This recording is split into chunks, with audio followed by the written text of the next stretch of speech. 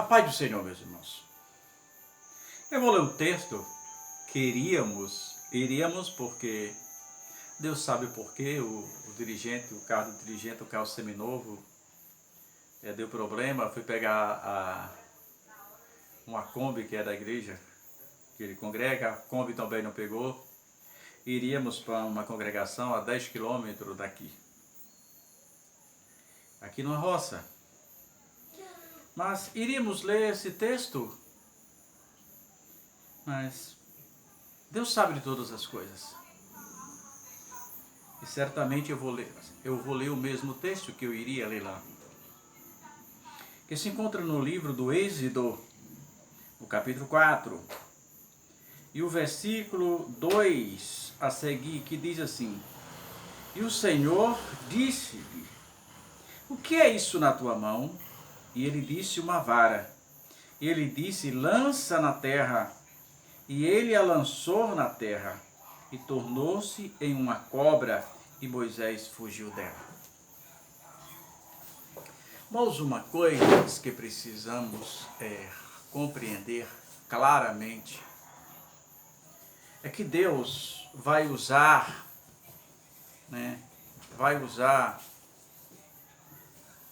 você na sua instrumentalidade.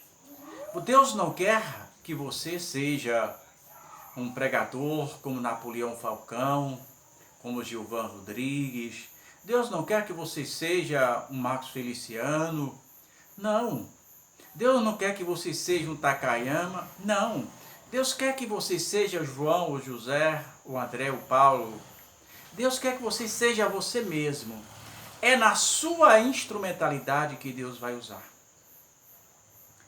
Quando Deus chamou a Moisés, que foi, eu sempre digo que foi o estágio mais longo que alguém já fez. Moisés foi preparado para ser rei, mas para ser um bom líder espiritual, precisava estar dependente de Deus. E naquele momento ali que Deus chama Moisés,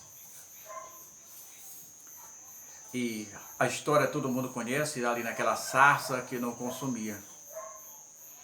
E Deus ordena a Moisés, e Moisés cria alguns obstáculos.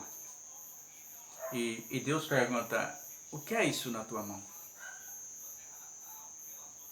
Irmãos, o que eu quero falar com isso? O que é que eu quero? Deus estava mostrando a Moisés que ele vai usar você com o que você tem. O que é que está na tua mão? Se eu perguntasse, alguém perguntasse para você agora, o que é que você tem na sua mão? Você ia mostrar, você tem uma Bíblia, a arma mais poderosa que pode existir. Então a Bíblia Sagrada é através dela. O que é isso na sua mão? Observe que lá em 1 Reis, no capítulo 17, versículo 12, 1 Reis 17, versículo 12, observe quando Deus fala com o profeta Elias dizendo: vai para Sarepta, que lá eu já ordenei uma viúva para cuidar de você. Imagine se fosse eu. Se fosse eu ouvindo um negócio desse, certamente eu dizia: Deus preparou uma viúva bastarda para não faltar nada para comigo. Mas foi o contrário. O presente da viúva seria o profeta. O profeta não só seria a salvação dele, mas seria a salvação da viúva e da sua família. E ele chega na cidade de Sarepta, diga-se de passagem, a cidade de Jezabel. E quando ele chega na cidade, encontra uma mulher na porta da cidade, colhendo alguns cavacos. E ele diz: dá-me de beber. Quando ela vai pegar água para ele diz: faz para mim também um bolo e traz-me. E ela diz: viva o Senhor, que eu vim catar aqui alguns cavacos.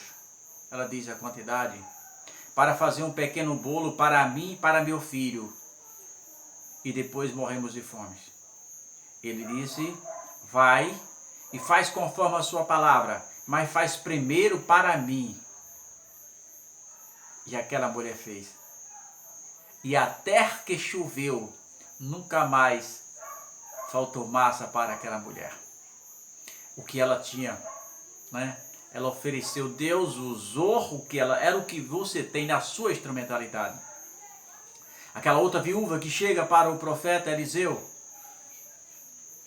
E ela diz, olha, o teu servo era fiel a Deus, o teu servo era também um profeta. E os credores vieram para levar os meus filhos como escravo, porque ele ficou com uma dívida. O profeta diz, declara-me o que tens. Ela diz, a tua serva não tem nada. O que ela tinha, era tão insignificante que ela nem lembrava que tinha.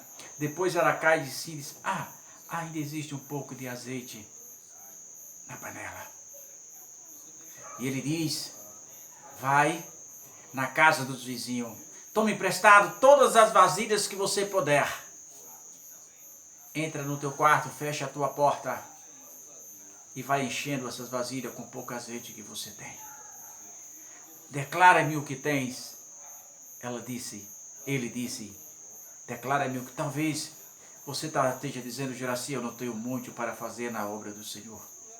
As minhas forças são poucas, eu não sei falar. Assim disse o profeta Jeremias, Senhor, eu não sei falar, sou uma criança.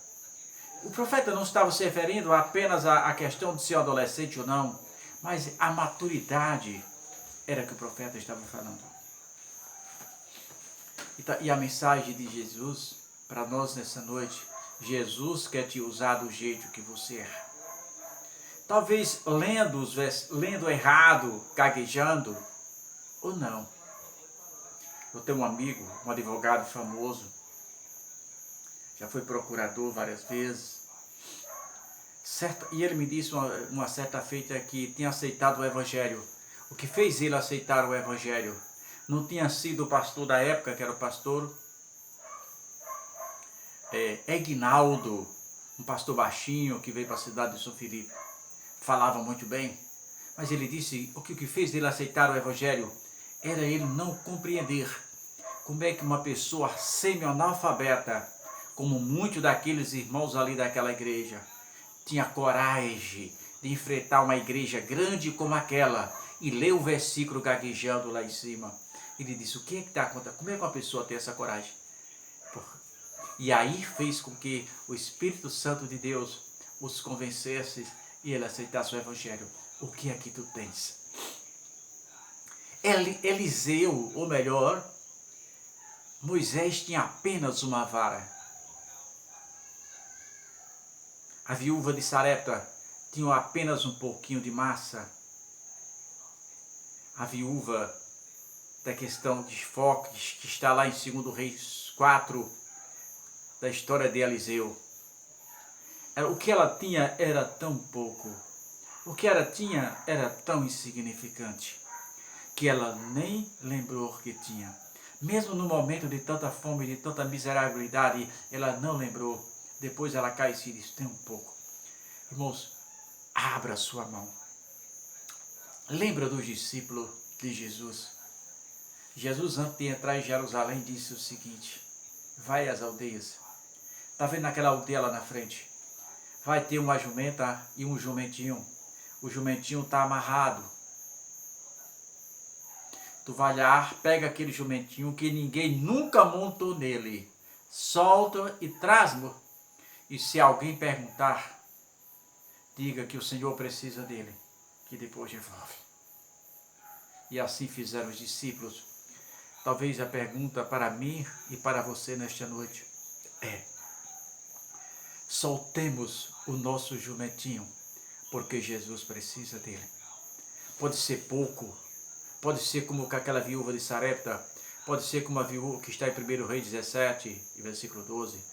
Pode ser a questão das viúvas, que os seus filhos estavam para ser levados como escravo, 2 Reis 4, capítulo 4, versículo 1 a seguir. Pode ser como Moisés na aflição de retornar para a sua terra onde fugira para morrer, mas tinha na mão uma vara. Não importa o que você tem nas suas mãos, se você entregar no Senhor, se você soltar o seu jumentinho para que Jesus cuide dele, as coisas irão dar certo. Solte o seu jumentinho enquanto é tempo, porque Jesus precisa dele. Pense nisso.